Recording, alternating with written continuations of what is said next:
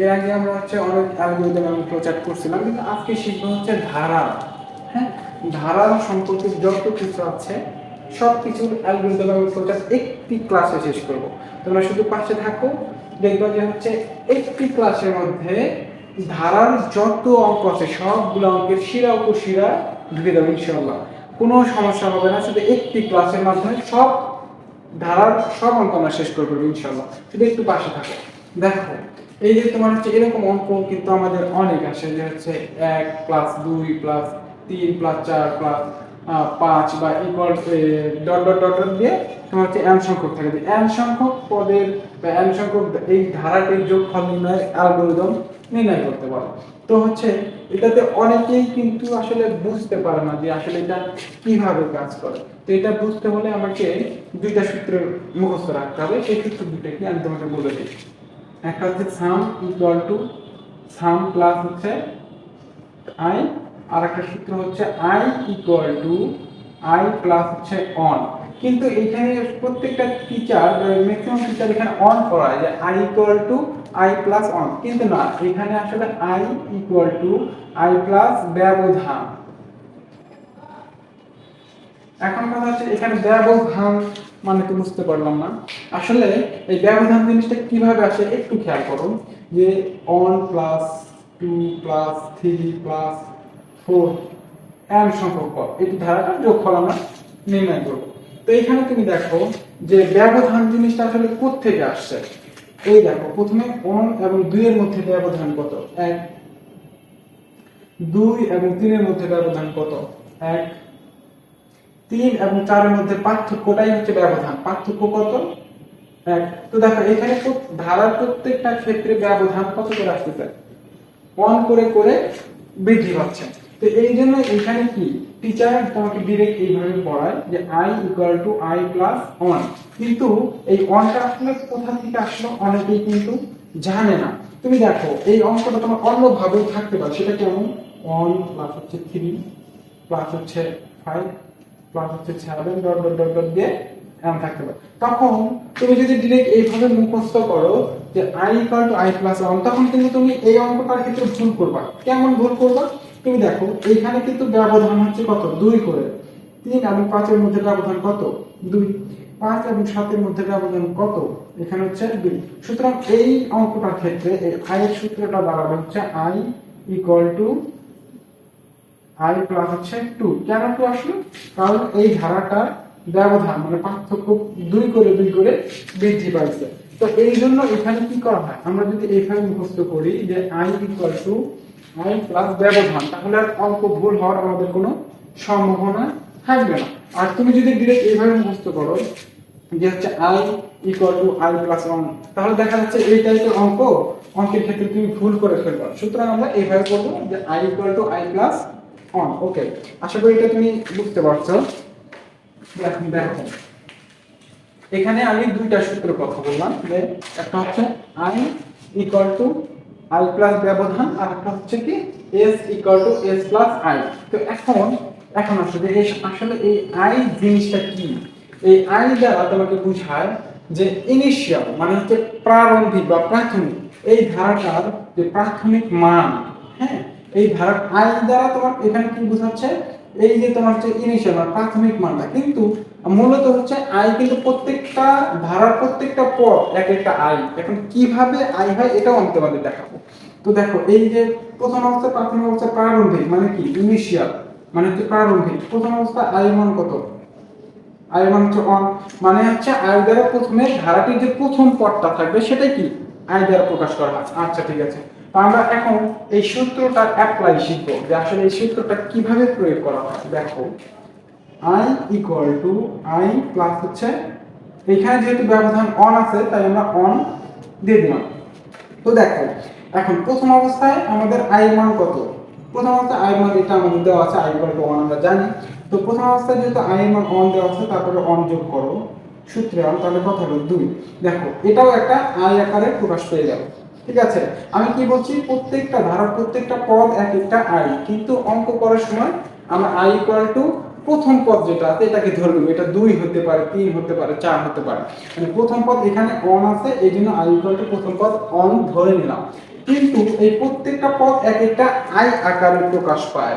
দেখো, তো প্রথমে অন ছিল, পরবর্তীতে আমরা এই যে সূত্রটা আছে এই সূত্রের মাধ্যমে আমরা দেখো 2 কে আই প্রমাণ করে ফেলাম। দেখো শেষে কি আসলো, 2 আই চলে আসলো, তারপর আবার আসলো, আবার সূত্র কি, I equal to I plus হচ্ছে অন, সর্বশেষ আই এর মান কত, 2, এর সঙ্গে আরো এক যোগ করো, কত আসলো, 3, সর্বশেষ আই এর মান 3। দেখো এই যে 3, এটাও কিন্তু আই আকারে প্রকাশ হয়ে গেল। আবার আসো, আবার সূত্র হবে I equal to I plus হচ্ছে অন। এখানে দেখো আই এর লাস্ট মান কত আসছে, 3, 3 এর সঙ্গে অন যোগ করো, কত আসলো, 4। দেখো আবার এই 4 ও কিন্তু আই এর মান আকারে প্রকাশ পেয়ে গেল। তো এইখানে n সংখ্যক মানে অসংখ্য চলতে যাবে, সবগুলাই এক একটা কি, এক একটা আই আকারে তোমার প্রকাশ পাইতে থাকবে। এখানে এই মাঝখানে যত সংখ্যা আছে এই সংখ্যাগুলো এক একটা আই দ্বারা প্রকাশ পাইতেই থাকবে, যোগ করতেই থাকবে, পাইতেই থাকবে, যোগ করতেই থাকবে। কিন্তু একটা জিনিস মনে রাখো, যখনই আই এর মান n এর থেকে বড় হয়ে যাবে তখনই আমরা আর যোগ করব না। এখন তুমি বলতে পারো ভাই এটা তো বুঝলাম না যে কখন বড় হবে, তো এই জিনিসটা তোমাকে আমি দেখাই। মনে করো যে এখানে আমাদের যোগ করতে বলছে হচ্ছে 1 প্লাস 2 প্লাস 3 প্লাস 4, এই চারটা সংখ্যার কি করতে বলছে, যোগ করতে বলছে। তো সর্বশেষ লাস্ট মানটা হচ্ছে মানে সর্বশেষ মানটা হচ্ছে 4। তো সর্বশেষ আই এর মান কত, 4, সর্বশেষ আই এর মান কত হলো, 4। তো এই 4 যদি আমাদের যোগ করতে বলছে 5 পর্যন্ত, তো দেখো সর্বশেষ আই এর মান আমাদের 4 বের হয়ে গেছে। এখন আরেকটা সূত্র ফেলো তো, আই ইকুয়াল টু কি হয়, আই প্লাস হচ্ছে অন, সর্বশেষ আই এর মান কত, 4 প্লাস 1 ইকুয়াল টু 5।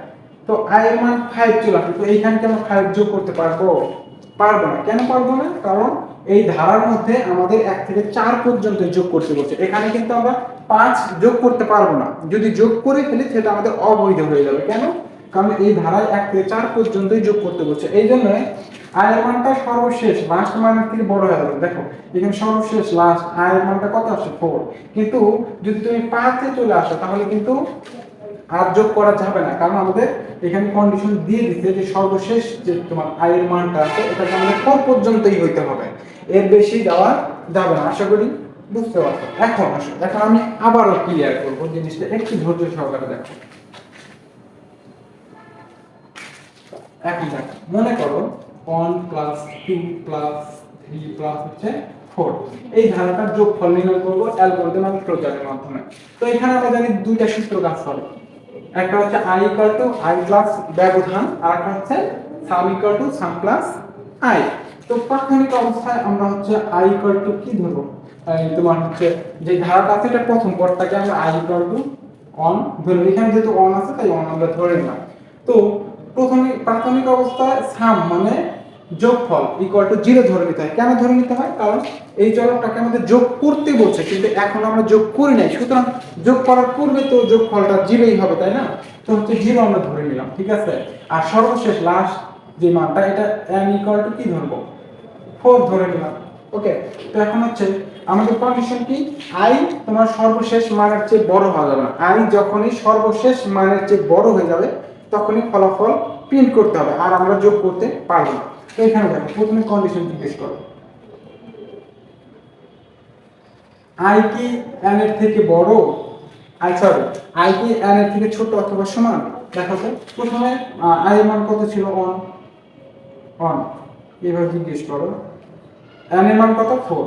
তো তুমি এখানে জিজ্ঞেস করো যে i কি n এর থেকে ছোট অথবা সমান, অবশ্যই ছোট। দেখো i এর মান কত, 1, 4 এর থেকে ছোট, সুতরাং এটাকে কি করতে হবে, যোগ করতে হবে। যখন হচ্ছে i এর মানটা এই তোমার n এর মানের থেকে বড় হয়ে যাবে তখন আর যোগ করা যাবে না। তো এইখানে দেখো i এর মানটা তো 4 এর থেকে ছোট, সর্বশেষ মানের থেকে ছোট, সুতরাং এখানে সামের যে সূত্রটা আছে সেটা হলো s s প্লাস হচ্ছে কত, i। তো প্রাথমিক অবস্থায় সামের মান কত, 0, আর হচ্ছে i এর মান প্রাথমিক অবস্থায় কত, 1। এটা যোগ করলে কত হচ্ছে, 1 হচ্ছে। তারপর আসে আমরা প্রাথমিক অবস্থায় যোগফল 1 পেয়ে গেলাম।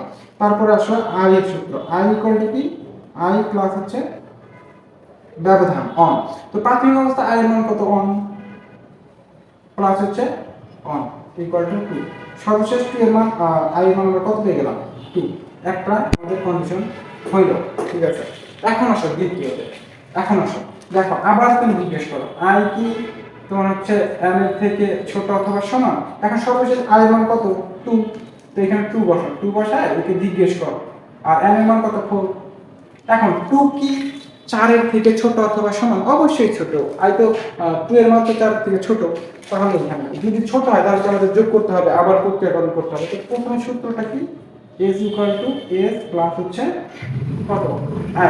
তো s এর মানটা প্রথমে কত আসছে, s এর মান সর্বশেষ আমাদের কত আসছে দেখো, মানে স্থানের মান কত আসছে 1, তাহলে এখানে দেখো 1 প্লাস i এর মান আসছে কত আসছে আমাদের সর্বশেষ 2, এখানে 2 যোগ করো ইকুয়াল টু কত আসলো 3। আমাদের দেখো তোমার 2 1 আর 2 যোগ করলে 3, এই যে একটা যোগ করলাম না পেয়ে গেলাম 3 চলে আসছে। এখন তারপর আবার i এর মান, i এর মান ইকুয়াল টু কি i প্লাস ব্যবধান 1। তো সর্বশেষ i এর মান কত 2, এখানে 2 প্লাস হচ্ছে 1 ইকুয়াল টু 3। সর্বশেষ i এর মান 3, এই দেখো 3 চলে আসছে, i এর মান এটা একটা 3 পেয়ে গেলাম।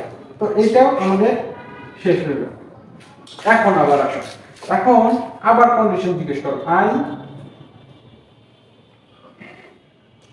i কি তোমার হচ্ছে n এর থেকে ছোট অথবা সমান। তো সর্বশেষ i এর মান আমরা কত পেলাম 3 পেলাম, তো 3 কে বসাও।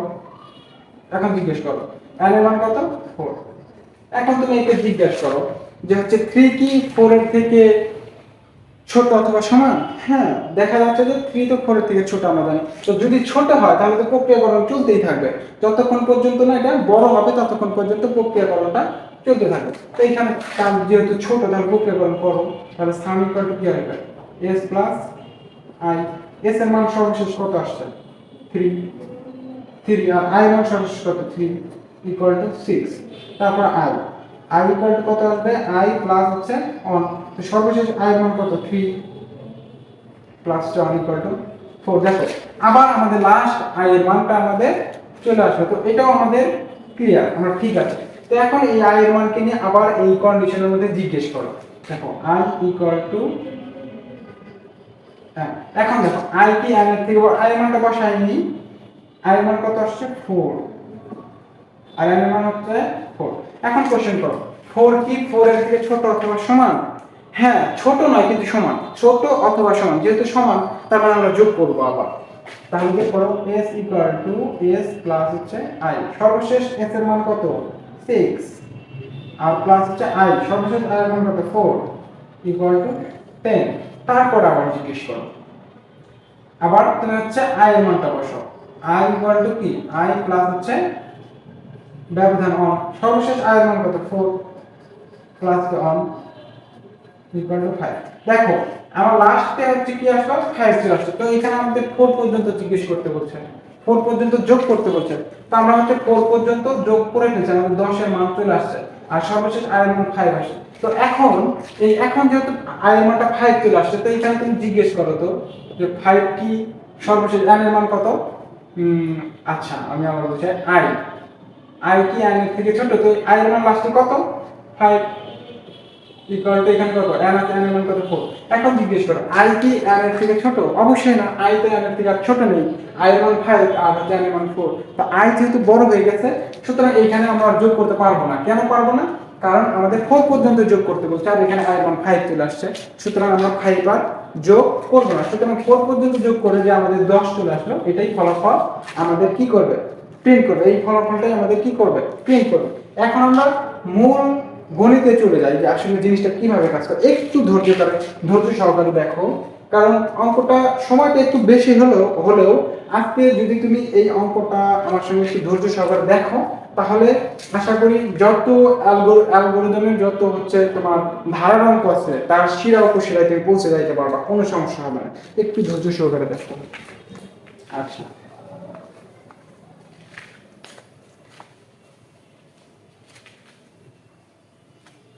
দেখেন, তো প্রথমে আমরা হচ্ছে ফ্লো চার্টটা করব। ওকে, ফ্লো চার্ট করব। তো ফ্লো চার্ট প্রথমে কি করতে হয় স্টার, তারপরে ইনপুট নিতে হয়। ইনপুট নিতে হয় অজানা রাশি, যেটা এই অজানা রাশিটাকে ইনপুট নিতে হয়। আমাদের অজানা রাশি কোনটা, এখানে অজানা রাশি হচ্ছে n, আমরা n কে জানি এখানে নাও ইনপুট n। তারপরে কি ধরছিলাম আমরা, যে হচ্ছে i ইকুয়াল টু ধারার প্রথম পদ i ইকুয়াল টু 1 এবং সাম equal to 0, some equal to কি 0। তারপর আমরা কি করছিলাম, কন্ডিশন জিজ্ঞেস করছিলাম। তো এখানে একটু সংযোগ চিহ্ন লাগবে, এই সংযোগ চিহ্ন আমি আগে থেকে কেন দিলাম এটা পরে বলে দিচ্ছি। এখানে সংযোগ চিহ্ন দিয়ে এখানে কন্ডিশন জিজ্ঞেস করো, i কি n এর থেকে ছোট অথবা সমান। হ্যাঁ, যদি তোমার কাছে ছোট মনে হয়, মনে করো যে i এর মানটা কি ছোট, i এর মান যদি ছোট হয় তাহলে কি করতে হবে, ওই যে দুইটা সূত্র দিয়ে যোগ করছিলাম এই যোগগুলো এখানে দিয়ে দাও। s equal to s plus i, আর একটা কি ছিল, আর একটা ছিল এরকম i equal to i plus ব্যবধান দিয়ে আবার এখানে কি করবে, এটাকে সংযোগ চিহ্ন এখানে কাজ করবে। আচ্ছা আমি এটা বলে দিচ্ছি, আবার আগে একটু পরে বলে দিচ্ছি।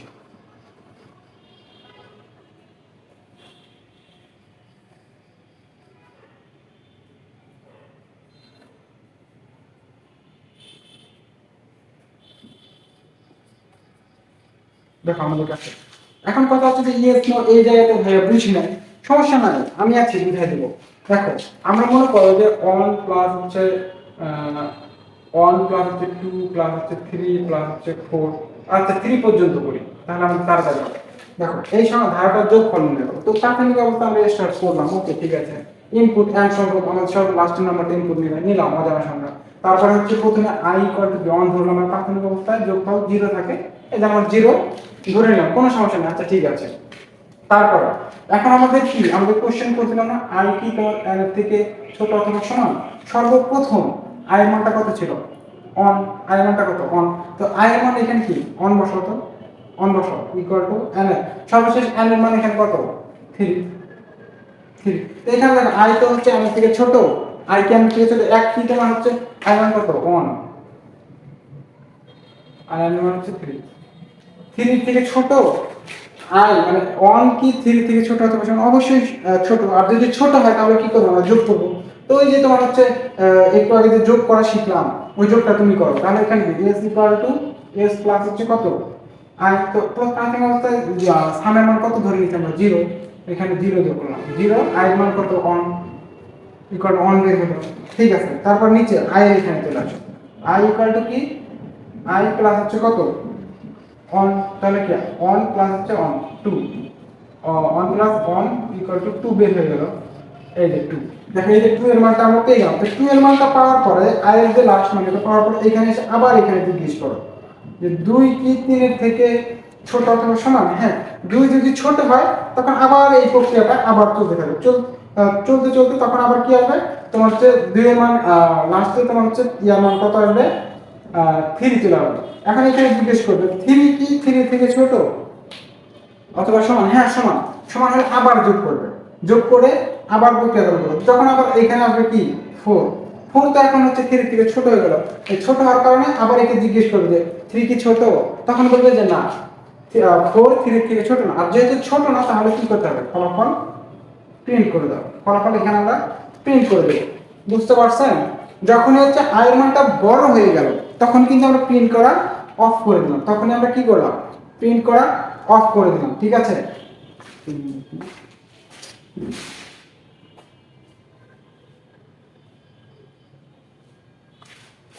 দেখেন যখনই i এর মানটা বড় হয়ে যাবে তখন আমরা ফলাফল প্রিন্ট করে দেব। তো এটারই হচ্ছে মনে রাখতে হবে i এর মান বড় হলেই ফলাফল প্রিন্ট করতে হবে।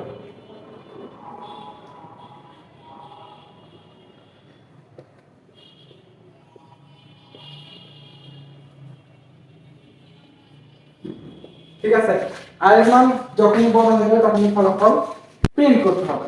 এই যে সুন্দর একটা জিনিস দেখো, এইভাবে করলে আশা করি আর কোনো সমস্যা হবে না, আর কোনো সমস্যা হবে না।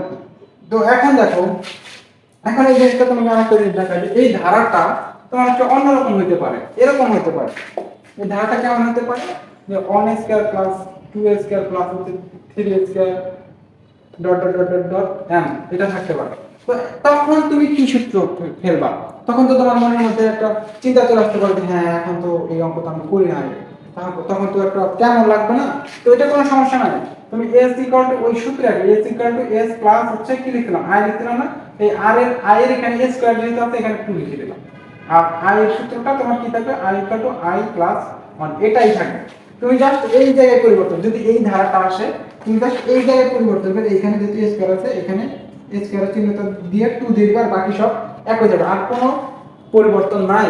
যদি এখানে কিউব থাকে, এবার কিউব থাকে তাহলে তুমি এখানে কি লিখবা কিউব, মানে i ইকুয়াল টু i এর পাওয়ার হচ্ছে কিউব, এইভাবে দিয়ে দিলেই হয়ে যাবে, আর কোনো পরিবর্তন কোনো কিছু করতে হয়। আর এই যে সংযোগ চিহ্ন দেখো, অনেকে এই সংযোগ চিহ্ন হচ্ছে না দিয়ে এইভাবে হচ্ছে লাগায়, কোনো সমস্যা নেই। আবার অনেকে কি করে যে এই জায়গায় লাগা যায়, তারপরে কোনো সমস্যা নেই। তবে এই জিনিসটা দেখতে ভালো লাগে এবং হচ্ছে তোমার প্রপার নিয়ম যেটা সেটা হচ্ছে যে এইখানে একটা সংযোগ চিহ্ন দিয়ে তারপরে করতে হয়, এটা হচ্ছে সব থেকে ভালো নিয়ম। তো আশা করি তোমরা বুঝতে পারছো। ভিডিওটা অনেক বড় হয়ে গেছে যদিও, কিন্তু আসলে একটু ভালোভাবে বুঝতে গেলে তো একটু সময় দিতেই হবে, তাই না?